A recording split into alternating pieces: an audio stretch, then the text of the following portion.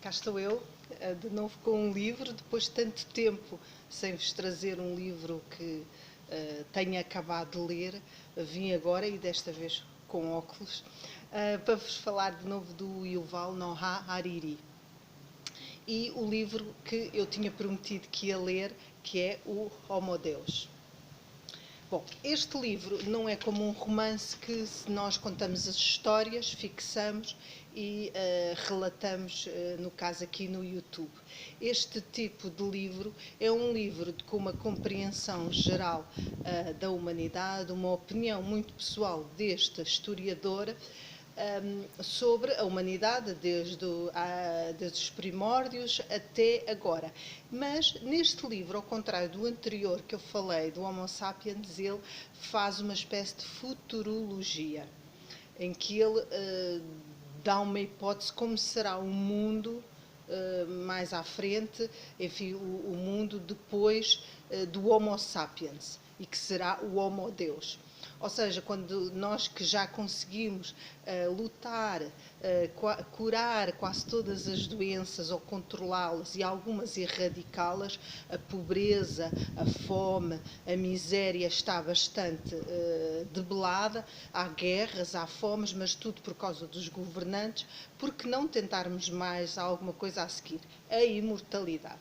E é isso que ele fala, em que determinadas camadas sociais vão ter hipóteses de ter acesso enfim, a chips, a algo que não é orgânico, que é implantado e acedido pela Google, pela Silicon Valley, que está sempre a controlar efetivamente o nosso estado de saúde.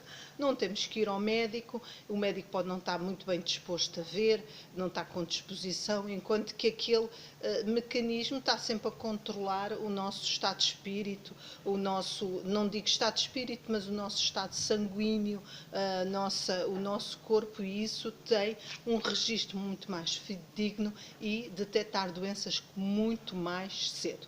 Ora, quem é que vai ter acesso? Efetivamente, essas novas tecnologias vão ser as pessoas mais ricas. O liberalismo, que começou, enfim, de alguma forma, pelo menos ideologicamente, em 1789, e que se implantou definitivamente no século XIX, vai ter provavelmente o seu fim, em que o primado do humano, dos seus sentimentos, daquilo que sente, mas descobriu-se efetivamente que as emoções e os desejos e os crimes até efetuados muitas vezes são aleatórios no nosso cérebro, em que é meros impulsos aleatórios e não efetivamente a vontade do indivíduo. Portanto, a liberdade e o livre-arbítrio, diz Yuval, é muito contingente e muitas vezes pode não ser verdadeira. A liberdade tão apregoada no liberalismo, que é o objetivo essencial, até que ponto efetivamente ela existe e nós temos acesso. A nossa mente acaba por nos condicionar e nos fazer ser de uma determinada maneira, e nossos impulsos elétricos no cérebro também vão ter esse efeito. Portanto, ele diz que vão, enquanto que antigamente os reis e o povo tinham o mesmo destino, a morte, de alguma forma pela doença ou por um desastre ou causas naturais, vai começar a haver uma divisão entre aqueles que têm dinheiro e acesso a essas tecnologias e provavelmente até à imortalidade. Este livro teve imenso êxito da parte do Yuval, de vendas, como os outros do Yuval. O esquema de explanação das ideias é semelhante ao outro anterior, aliás que estou a repeti-lo, estou a lê-lo de novo. E é um livro, efetivamente, que nos faz pensar e que divide sobre a nossa natureza, e que ele divide em 3 estádios, que eu vou-vos dizer. Ora bem, temos o estádio do homem à conquista do mundo, o homem dá sentido ao mundo e o Homo sapiens perde o controle. Isto são as 3 partes que ele divide o livro, e muito bem. A primeira parte será, efetivamente, desde que o Homo sapiens, com a revolução cognitiva, ganha a força, o poder no planeta, cilindrando as outras espécies humanas, como o Neandertal, o Homo Denisovara, todas as outras espécies, o Homo sapiens, por razões não sabemos qual é, fica mais inteligente e mais capaz de mandar e de gerar conexões entre o grande número de população, abrindo os impérios, os primeiros impérios na Mesopotâmia, Assírio, Babilónia, etc., tendo por base as ficções. A nossa capacidade de nos unirmos e nos levarmos a um objetivo e sermos ordeiros tem a ver com a nossa capacidade de engendrarmos ficções como a religião, os clubes desportivos, uma crença, o dinheiro, tudo isto, as nações, tudo isto é inventado por nós para nos congregar num determinado caminho, num determinado objetivo. E é nessa revolução cognitiva em que começam primeiro a ver as primeiras adorações, os primeiros tótems, as primeiras, enfim,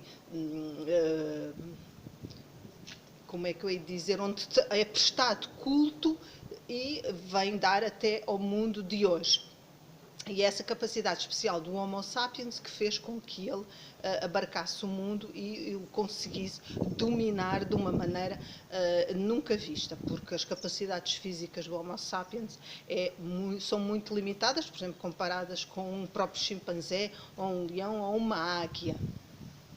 Mas é esta particularidade que surgiu na nossa espécie que faz dela única e que levou muito cedo à extinção de outros animais. Os grandes mamíferos foram extintos logo no início da nossa ascensão, porque eles tinham uma procriação muito lenta e nós, com capacidade de nos unirmos para os caçarmos, em conjunto, provocamos a extinção dos grandes mamíferos. Mal o Homo sapiens se propaga pelo planeta, os grandes mamíferos desaparecem, ficando na altura ainda os grandes mamíferos no mar e os grandes animais no mar, mas praticamente só resta a baleia.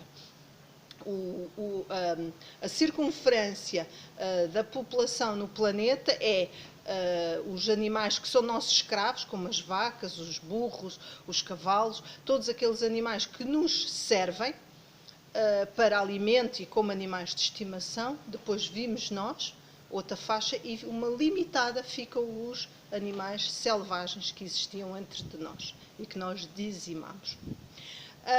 Mas a ascensão continuou, o homem conquistou o mundo e provocou, com certeza, grandes transformações. O que vai levar, com certeza, ao liberalismo, que levou mais tarde ao liberalismo, depois temos na Idade Média, mas tudo leva a esta fase que ainda é constante, que se pode considerar uma religião, porque modifica o nosso estado de espírito, a nossa forma de atuar. E, segundo o Yuval, isto vai realmente desaparecer. E é essa última parte que vai ele falar, que é o Homo sapiens perde o controle. É um livro, como digo, não é fácil transpô-lo aqui para um vídeo, tem que se ler e provavelmente ler mais que uma vez, porque não é um livro, não é uma história, com princípio, meio e fim, são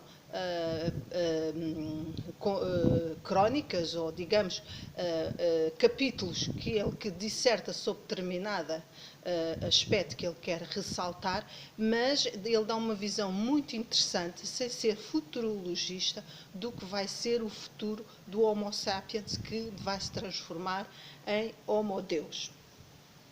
E eu penso que não tenho assim muito mais para não me alongar muito no livro. Eu, neste caso, não li de seguida, fui saltando, porque há muitas partes um pouco semelhantes ao outro.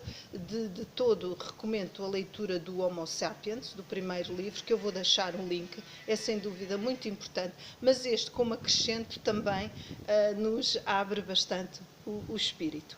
E fico com a recomendação, mais uma vez, de um livro fantástico e de uma pessoa realmente fantástica, que é este israelita historiador, que pelos vistos, além de historiador, é um homem cheio de princípios e que ele manifesta aqui no livro, tome respeito aos animais, o que nós fazemos aos outros seres, aos seres que temos cativos. Ele explica como é que isso acontece, como é que domesticamos as cabras, as galinhas, as vacas, etc.